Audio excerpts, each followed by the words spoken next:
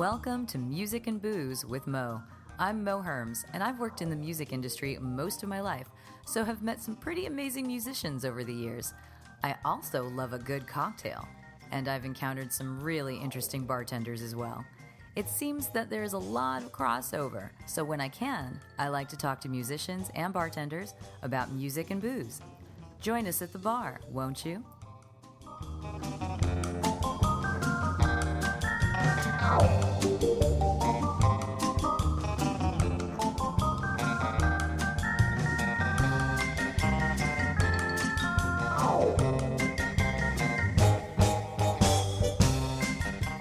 Music and Booze with Mo is brought to you in part by The Blind Rabbit, a speakeasy located in the Anaheim Packing District.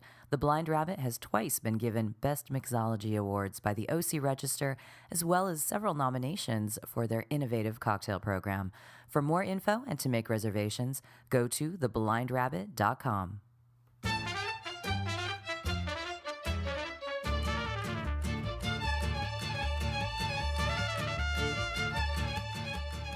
Today we are joined by a wonderful woman named Hailey DeYoung, who got her start out in New York at places such as the Spotted Pig and Macau, and then made her way to San Diego, where she now tends bar at, they like to call it this, the unholy sanctuary of food and drink that we know of as Kindred, a death metal vegan bar that has made national waves in the short 2 years that it's been open, located in the South Park area of San Diego. It's a really, really cool place, and Hailey is a really cool person.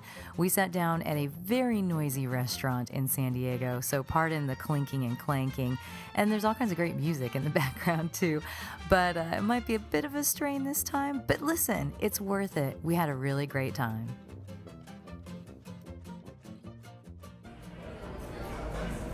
I'm still laughing about how that worked out. That was how so that serendipitous. happened. I know, that was awesome. So totally serendipitous in that, you know, I walked into Kindred, talked to the very nice lady behind the bar. There's this cool chick. Basically, I was just saying to my friend, this girl is so cool and she knows her shit and she's working at a death metal vegan bar and she knows music and she's making fantastic drinks and I have to interview her. And then you're like, wait, we already are. Magic, you know, so tell everybody who you are. I'm Hailey DeYoung. I bartend at Kindred. You bartend in a bunch of places, or is it just two right now? Yeah, so right now it's Kindred and Sycamore Den. I used to work for a couple different places within Consortium Holdings in San Diego. Been in San Diego just over a year now, coming from Brooklyn. This is a really good 3 dots and a dash. Sorry. This is really good. You came from, did you say Berlin? Brooklyn. Oh, Brooklyn. Okay, so yeah, we had talked about New York, and then I'm like, wait a minute, you didn't mention the Berlin thing to me. I have friends in Berlin, but yes. But Brooklyn, were you in Brooklyn for a long time? Oh, I was there for 6 years. I'm from Idaho originally. Yeah. But most of my family's on the East Coast now. I think I told you that. I think so, yeah, because I have a lot there too now. Yeah. How'd they shift there? I don't know, but it's a new place for me to visit, so it's cool. Yeah. So, and when you were in Brooklyn, you worked at a couple of really nice bars. I actually worked in Manhattan. In Manhattan, that's right. In the East Village. I got there when I was 18. I started hosting at a place called The Smith. Fought my way up to serving. I was only the second person to move up in-house. Wow. Which was great. And I was 19 at the time, so I was like... Some bars are just like that. I'm making good money and you know, I was just... I had always had bartending in mind as a goal, and I was able to kind of gain that knowledge while serving, and then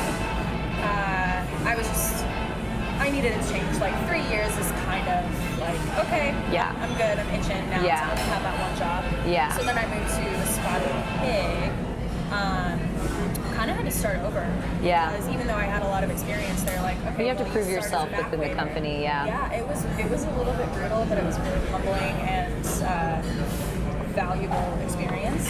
So I started pushing again. I was like, all right, give me some bar backing shifts, and then I was like, give me some day bartending shifts. Yeah. So I moved up quickly again, but I was doing both simultaneously. And again, as we were talking about, just the nights. Yeah. Nights are long. Nights are really long in New York if you're behind the bar. Yeah. The sun come up, you're not really getting a full break. You're grinding. It's a lot. And then you went, you went from there. That was Spotted Pig, and then you did a little stint at Employees Only, right? Not Employees Only. Not there. Their sister Or was restaurant, there? Macau, and honestly, That doesn't count. I was only serving there. Yeah. And it was like 3 months. It was actually, I was just like making as much money as I could for visiting here. Visiting San Diego. Yeah. What charmed you into coming to San Diego? So, I mean, I'm from here, so I know what's wonderful about it. gorgeous. But I also know what sucks about it. Yeah. I haven't even found that yet, so that's, You Don't give it tell me time. yet. I'm not.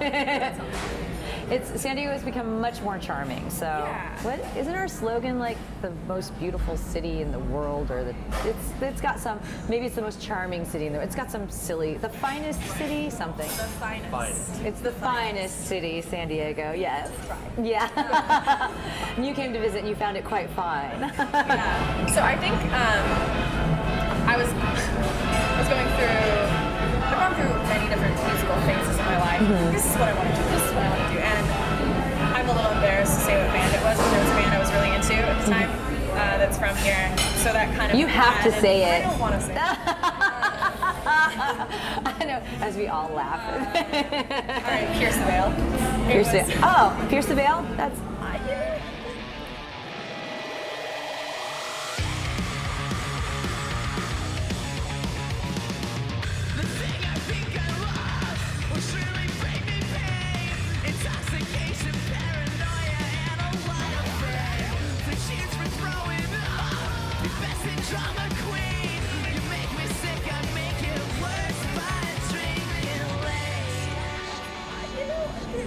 Okay, here's my opinion. My opinion, not of Pierce the Veil, just of, and I think we've talked about this. There's a bunch of us sitting here. I don't believe in guilty pleasures. If you like something, you like something. Just own it. I liked it for a Now, if you don't like it anymore, I went through kind of like a year of only guilty pleasures, like Pierce the Veil, Family Affliction, like what's the other one that sounds like I know. Ellen Quinn, whatever. Okay. Sleeping with Sirens. Tayshaun, don't talk about this. I know it's on the podcast now. So don't worry about it. whatever. I'm not that ashamed. Anyways. But here's the thing, you can probably, in a couple years, you can probably go back and listen to those records and totally enjoy them. You know what? They have some talent. Like, they are in the genre that they're in, and You know what? A record I loved when I was a kid was Styx, the Mr. Roboto album, the Kilroy Was Here album. I loved that record. It's horrible.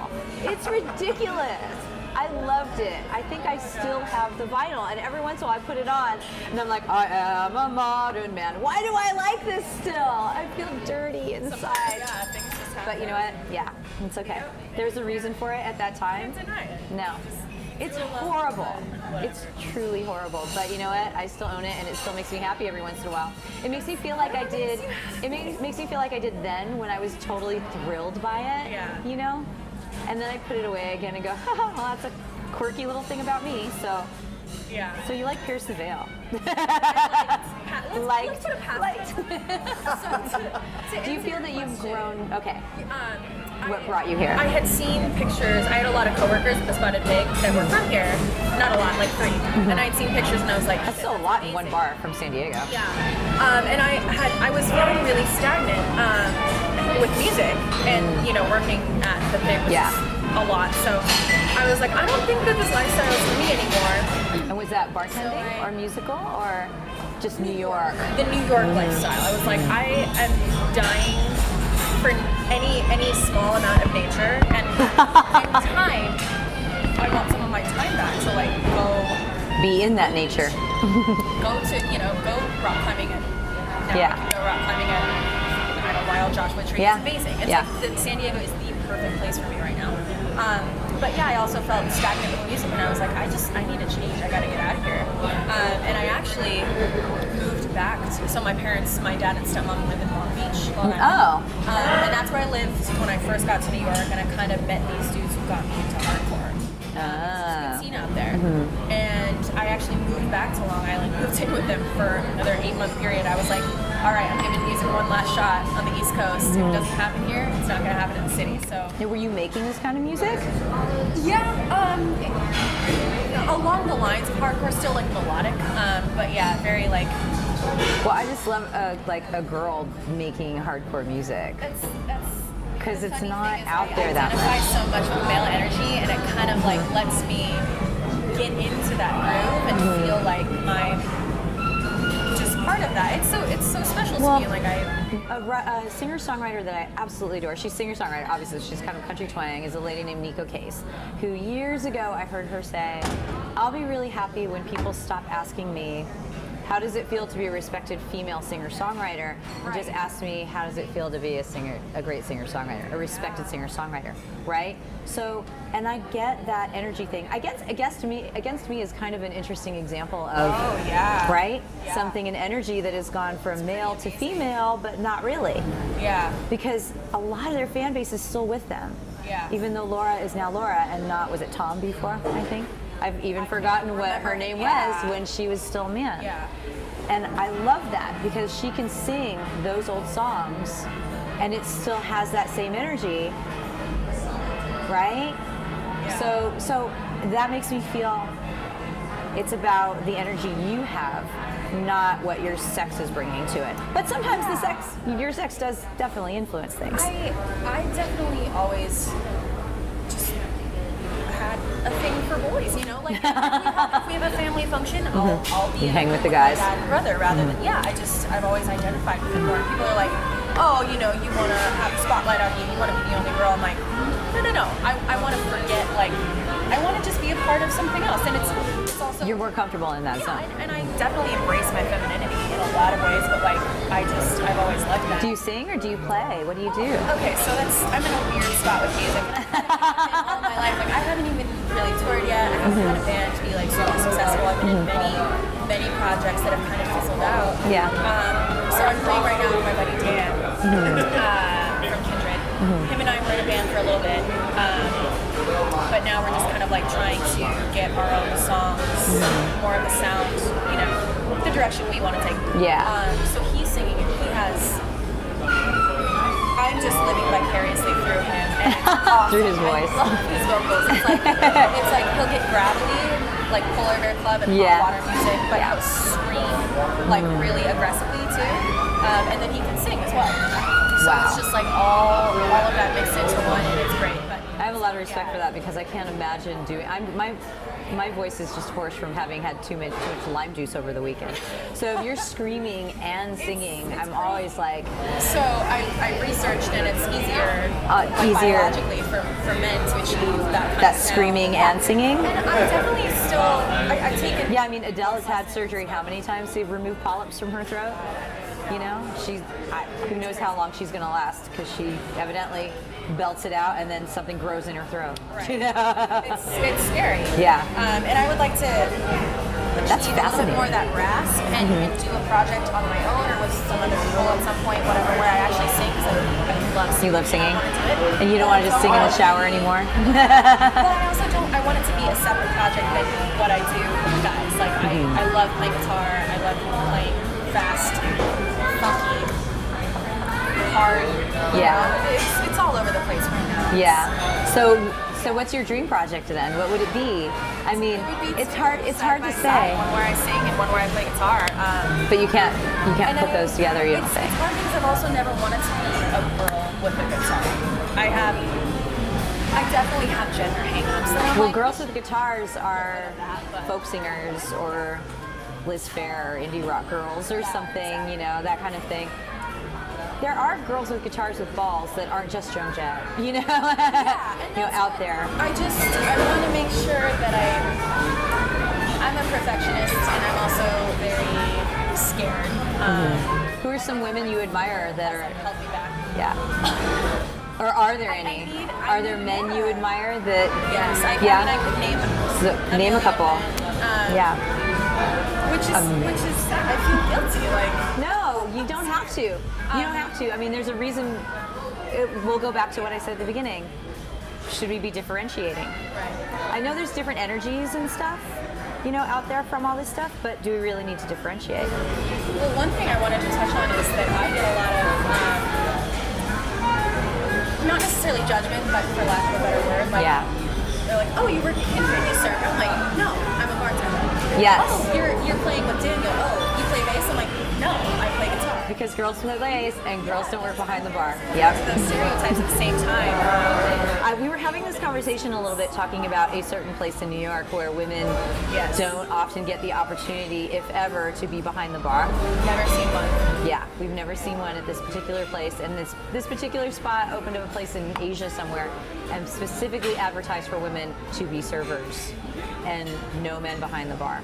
And it all rolls back to people do kind of project, like, oh, you're a chick in a band, you must be the hot indie bass player, you know, that kind of thing. That pops up a lot, and I'm kind of like, I mean, it becomes a girls can do anything kind of thing. But yeah, it's easy for women to wind up at certain spots. So that's why it's kind of like, you know. And there's also no disrespect to women at all serving or playing bass. Exactly. That's awesome. Exactly. Well. No, but it's just that's what we're used to seeing and everything. Yeah. So it's kind of like, so, you know, who do you want to be? And it's kind of like, oh, I want to be this person, and you rattle off a guy's name. Some people can't absorb that and picture that, but like I could, and I feel like I'm like, you guys, because I know you're younger than me, you guys have to make everyone accept that I want to be this person and it's a guy, and have someone not get weird about that. You know? So how do we make that possible? How do we make that be? So we need you to do your thing so you can make that be. So Hailey, get on it. I'm trying to stay focused, man. So then who do you want to be? Okay, so let me start with... Let's start with some heroes. Let's talk about some heroes. Super weird for you. This is why we get along, because for the longest time in my life, I did not hang out with chicks because they got on my last nerve. It's because exhausting. girls, when you say Agreed. agreed, the guy's like, shit, yeah. Girls, and I'll put in quotes, girls, are super competitive with each other. And just, they're brought up that way though. It's kind of, and like a lot of guys are brought up to be super tough. So I was lucky to grow up with a bunch of boys, so I think that's why I'm weird. My friend the other day was like, you don't like women, do you? Like, we were at the gym, and he's like, you always get guys' number in the rock climbing gym, so it's like very community oriented. It's like, you will always get a guy's number, but you'll never. And you have to get the guy's number and make sure that they're aware that you're not hitting on them. Yes. I'm like, hey, bud. Because you can't just be friends. But I was like, no, I love women, and the women in my life are very dear to me, But you choose far them. more selective. Totally. Yeah. Totally. Then I So your musical heroes, you actually have a woman musical hero. Of course you do, because you love music. Yeah. This is gonna starting with a woman. I fucking love Miley Cyrus. Miley Cyrus? Love her. Okay. Not her personality, not the whole like thing that she's turned into. You know what? Her backyard sessions. Oh, shit. No, her backyard sessions are awesome. When she pulls stuff out, I'm like, she listens to cool music. She's now letting us know she listens to some cool music. Her Disney stuff is like, that was great, it was all this. When she got all wild and everything, I saw it, there was like a year where I was really sick of seeing her tongue, you know? Yeah. She was sticking it everywhere. Exactly. But I thought about Drew Barrymore, when Drew Barrymore went through her wild phase and was like on David Letterman lifting up her shirt. And I'm like, oh, Miley Cyrus is just doing that. She's just Give her some bringing time. out of the Disney thing, and she actually, at the core, she has. Well, she did like the Saturday Night Live thing, and she made fun of herself on there. Like all this. I'm like, you know what? She's got a great voice. Yeah. And I know that she only writes like an eighth of each of her songs, because that's what the pop world is all about. Yeah. The pop world is like there's 100 people writing each song, but Wrecking Ball fucking slays me. Don't you ever say I just walked away, I will always want you. I came in like a wrecking ball, I never hit so hard in love.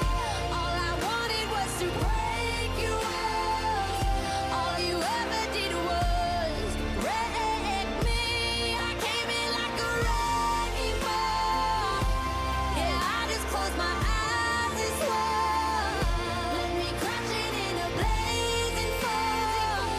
All you ever did was wreck me. Yeah, you wrecked me. Yeah, you wrecked me. Themselves in holes, but Right. I kind of taught myself to sing. I was so like scared of people hearing my voice. I would play guitar for anybody. I had no stage fright. I started with the piano when I was 5. Switched to guitar when I was 9 because I wanted to be that was my best friend. And then we started taking lessons together for years. We were like classically trained, and we'd play the recitals together. So, but yeah, I kind of taught myself to sing because I didn't want anybody to hear me, so I just do it like home or whatever, and I would sing along to like Billie Holiday and stuff. So I really have like a soft spot in my heart for old standards. What was your favorite Billie Holiday? Ain't Misbehaving. Oh, that's good. Well, they're all good, but that was good. Misty. I mean, I don't even know who actually wrote. Which one? They all sang them, yeah. Misty is over. There were like 3 people who wrote everything at that time. I'm kind of pissed at myself for, you know, being in New York for so long and not going and just like singing at a jazz club or whatever. That's my battle. The fear has held me back. And there's so many ways for so You can still do it. Yeah. Just not in New York. You just do it somewhere else. So, well, we'll move back over to booze because Billie Holiday was known for her various addictions, which comes up when you work in the music stuff. Not saying you're addicted to anything at all. I'm not saying. I'm saying, but you started working. How old were you when you started working cocktails? You said like 19 or something. You were serving already. I was hosting when I was 17, still in Boise. You were doing that. Like, why did you stay? I mean, what brought you into hospitality? It sounds like you like to do things for others. Yeah, I do, but it's so strange because it goes against my nature as a person. Because you're shy. I'm sitting here talking to you, personal human being, but this is a skill I learned. Like, oh, really? It goes against my nature. This is what I learned from the service industry. Like, I would probably be a total like shut in. Socially, if I hadn't started working in the service industry. I remember my first hosting shift. I was like, oh God. You're like, how do I talk to people? Especially at 17 years old, I'm like, yeah, right? Oh, I'm supposed to be in charge of things. Because you're working in hospitality. Yeah. And I mean, I got better and better at it. And why did you start bartending? I liked the idea of being respected. And a little more in charge. If I'm being completely honest, totally. I liked the idea of. I've always, as with music, I like the idea of being a woman in that position that's usually filled by men. I'm super turned on right now, even though I'm totally straight. Because I know what you mean by that. I work in the music industry, and even in this day and age, I will find myself quite often the only woman in the room. But I know a lot of women who know a lot about music, so I'm like, how did I carve this place out for myself? Because I know plenty of other people who should be here too, who can do exactly what I'm doing. I think it's that determination to like. No, you're right. You have to push yourself into it. And I feel sometimes I'm just like, why don't I have that with music? Like, but yeah, so I hate serving, and I will never do it again, no matter how desperate I am. I hate it. Just be behind the bar. You have to be cute, and you are there. So you are there to serve them. They want your tits on the bar? Basically. At some places. That's at some places. what they'll ask for. Now you're at Kindred. Yeah. Well, you're at Kindred, and when I met you at Kindred, you were telling me about a drink you came up with, and which I'm going on the record to say that one of the many reasons I love Hailey is because she made Midori cool, which is something I've been longing for someone to do for a long time. And I had a very delicious green chartreuse, Midori, etc. kind of drink there that was super good. It had activated charcoal in it. Yeah, the inspiration was green chartreuse and Coco Lopez mixed together. I love that combination. We did the drink, and then we got Midori in the week that I was working on that cocktail, and I was like, oh, this will boost up the color, so that's basically what it's there for. And then the green with the contrast of the black activated charcoal, I was like, got it. You're like, it's like Star Trek in a glass. So, but you were saying at Kindred, and I'm sure you've had the opportunity before because you're a talented person, but you're saying right now at Kindred that you've been able to do some fun behind the bar. Honestly, I did a little bit here and there. Opportunity before, like the only drink that we ever put on a menu was at Soda and Swine. That was my first job here in San Diego, Soda and Swine Liberty Station, and it was tweaked a lot as they usually are. When you submit something, but it's a group process. A learning process, but it wasn't really my drink, and I was so checked out already. I had been hired at Kindred. I was like, give me that. Yeah. Nothing against, but you were ready for another experience. So I love working at Kindred, and it's made me not so anxious to get out of the service industry as fast as possible. I found a home, and working with. We found a home, and you found a bandmate. A bandmate. And you know, I've found where, I right? found a lot of things there. And in talking with people about working like behind the bar, but also being musicians, one thing I learned working in the music industry for a long time and knowing people in in bands for a long time is being in a band is being in a relationship.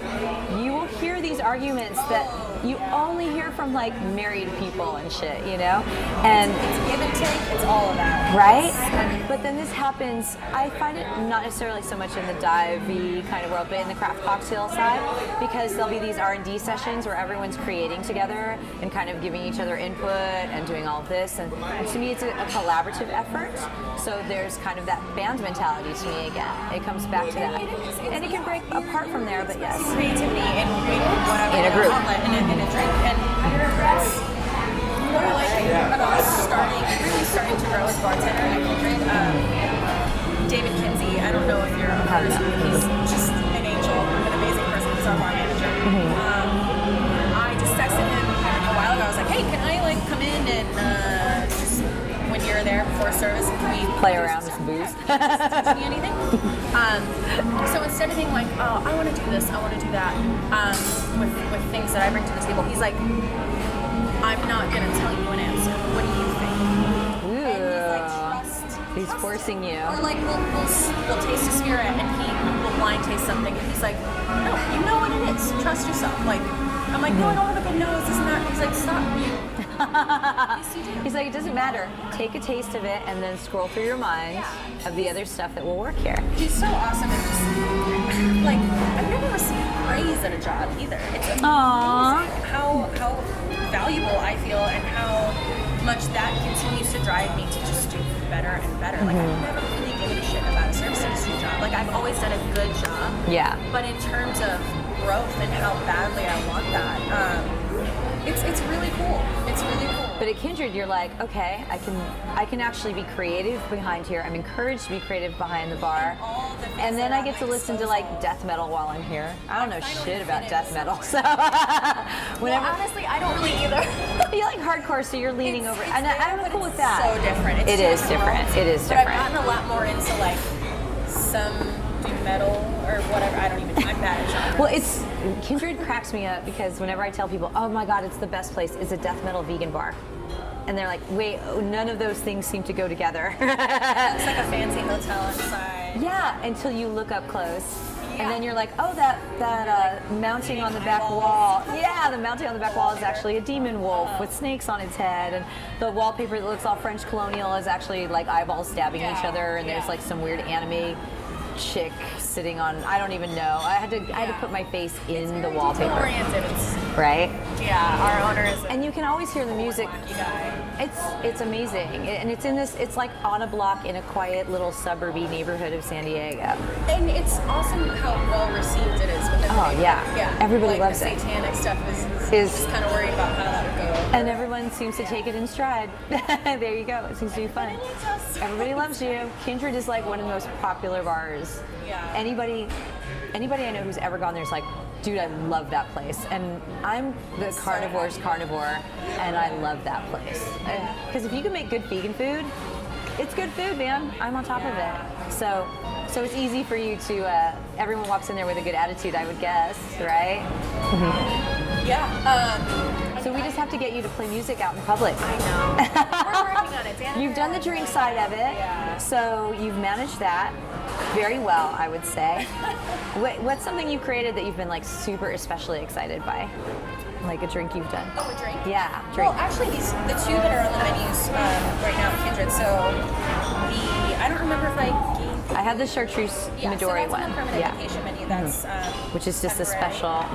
It's monthly. I'm super proud of it. So, and I have a thing with mixing spirits. So again, with my musical taste, like it's all over the place. The drink I have on the menu right now is super popular and it's gone over really well. Yay! And Dave really like coached me on putting that together. I had hankering mezcal, demerara, 151, watermelon, and mole bitters together, and so I. Oh, that all makes sense. Yeah. Well, actually, what's funny is that it makes sense to me in two different drinks, but I can see them all working together. Putting them together. Yeah, totally. So in that one, there's we tweaked it a little bit. There's mezcal, the Demerara 151, Pure Theron dry curacao, Oh. lime, cane sugar, watermelon gum syrup, Okay. and then Molly bitters on top. Yep. I can totally see that. Nice. What's that one called? The Gates of Extinction. Corny, no. I haven't named my cocktails, but Corey's really good on the nose. He's like, I think I texted him. I was like, I got it. What about Gatekeeper? He's like, what about this? And I was like, yeah, you're better at this. That's awesome. So, okay, well then I'll roll back to questions that I ask, which are when you're home and you're sitting around listening to music and having a drink, what are you listening to and what are you drinking? I know it changes, so you're gonna have to pick one or two. I can tell you lately. Sure, lately's good, because as we said, these things change all the time. Well, with drinks, it's ever rotating. Like, I actually don't drink a lot at home. I don't. Like, I go. I actually rarely drink at home. I only drink at home if a friend comes over, and then I'll make a drink for them. I really don't drink by myself at home. So I feel you on this. White wine, sparkling rosé, like a cheap pilsner or a super nice saison. It's usually within that. You're such a bartender. I don't make cocktails at home. I have like 3 bottles. I love mezcal. That's like. Mezcal is actually my thing too. Tequila and mezcal. Yeah, like I'm so all over the place, and my mood strikes, and I'm like, this is what I want. But if I want a cocktail, I'll go. Honestly, I don't really go out either. Like, I'm not super involved in. Not involved in the club scene or anything. All right, then let me rephrase. You've got a friend or two over for a cocktail. Like they're like, oh, we should hang out, we should catch up. That would never. You're making this really hard, Hailey. No, I'm so sorry. I would take them to Kindred. Okay, then let's do the desert island question. Right. So, what I'd be listening to, I'd probably be drinking like a beer. I like to drink Allagash at home, or drink See? Pinot Gris or sparkling rosé. Honestly, like that's what I like to And what are you listening to? I'm most often listening to Balance and Composure. Oh, wow. Oh, nice. I like them. Do you like them? I do like them. Yeah, well, actually, I used to work for Warner Brothers for a long time, and they're on one of the sub-labels, so I had to market with them a lot. I feel like, I like them. I feel like the scene I'm into isn't really that obscure. No. But it's just not that common that people. Well, Balance and Composure, I think, are in sort of a. They're so all over the place. Yeah, they're in a weird little category because they're not. I mean, they're on like Sub Pop or Anti or Epitaph or something, right? Aren't they? They were on. I think they were at Top Shelf for a little bit too. They've been like all over the place. What I remember is they don't sound like the label they're on. Yeah. To me, they never sound like the label that they are on. Yeah. Which is. Are you familiar with Title Fight? Yes. Mm-hmm. Yeah, totally. So that whole kind of like Pennsylvania, East Coast scene, whatever, it really like. Yeah. That like Super Heaven. I love Super Heaven. Also. See, they're all really melodic bands. Yeah. They're like hard, but they're melodic. They'll tour with bands that are super hard, like Trapped Under Ice and Backtrack. And yeah, that's true. Like, and that always kind of cracks me up because I feel like they're not hard enough to be with those bands. But more points to them. Cool to get both of those in one show. Yeah. And I think that the romanticism of like the friendship and the bond and the relationship you have with the band is just as much a part for me, of music as it is to play the actual music. My mom is like always like, well, Hailey, why don't you just go do this and do that? I'm like, no, this is exactly what I want, and I'm not going to do anything besides this. So I was before I left Brooklyn, it was like a month before I left, I was at a Turnstile and Basement show. Turnstile's a little bit more funky and harder, their members are spread around amongst like Angel Dust, Turnstile, TUI. Oh, yeah. And then Basement, on their earlier albums, he'll still spring a little bit, but it's still mostly melodic. They switched up for a song. Really? Turnstile played something like that Apple by Basement or something, and my heart just melted. Aww.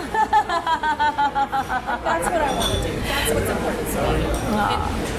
You want to be able to do it being a musician. That's just as important as everything else. So are you drinking white wine and listening to Balance and Composure? Now I'm drinking. Potentially. Yeah. The Balance and Composure. I was disappointed with their most recent album, Like We Made, and then I wasn't. It's nice when that happens, though, huh? Yeah, in my body, and I was like, it really opened my mind. I was like, Yeah, but sometimes you have to set a record aside, and then you come back to it 6 months later, and you're like, why did I think this was boring the first time? It happens. It totally happens. And that's the direction in which they're taking it. They're growing, and they still are keeping their fan base. And it's really cool. And then they put out a little 3-song EP maybe a few months ago called Slow Heart. Did it make you cry? Your eyes got all big, and that to me means it made me cry. Like at one point. What I love about them is they're like sonically and lyrically and stage presence, everything. I'm just like totally enamored. Aww. See, with the title fight, the first time I saw them, I didn't know who they were before, and I was like, You're like, this is note what I to wanna self, be. I'll be doing this. Yeah. Very nice. Yeah. All right, there we go. So you've got your white wine and your title fight and all this kind of stuff. And it's been a little bit, so I'm thinking maybe we can wrap it up and everything. But I feel like we all could just go on forever. I know. Because music and booze are always fun things to talk about. But music, there's a community around booze, but music takes your heart.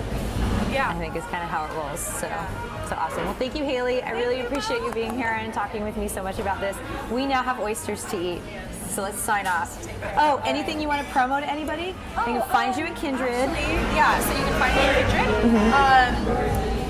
Kindred. So she's looking up a website. Future bands. Oh, we yes. We made a band camp for this. Oh, no shit. We're in No the shit. process- No shit. No shit. We're in the process of No band recording, camp. just me and Daniel, and getting stuff together. We might take a weird electronic route for a while until we find other members. It happens. Tired Bands. Tired Bandcamp. Tiredband.bandcamp. I meant to come back to that, telling you the name was suiting. Tired. Tired. We are tired. Tiredband.bandcamp. Yeah. I don't think I've heard that yet, so I'm giving you props because I'm tired like 80% of the time. I don't have anything else. Cool. So tiredband.bandcamp at Bandcamp. Yeah. Tiredband Bandcamp, and then find you at Kindred, and occasionally at Sycamore Den. Once in a while, Sycamore Den. My dear friend Tayshawn. Tayshawn. Awesome. Thank you so much. Let's eat oysters.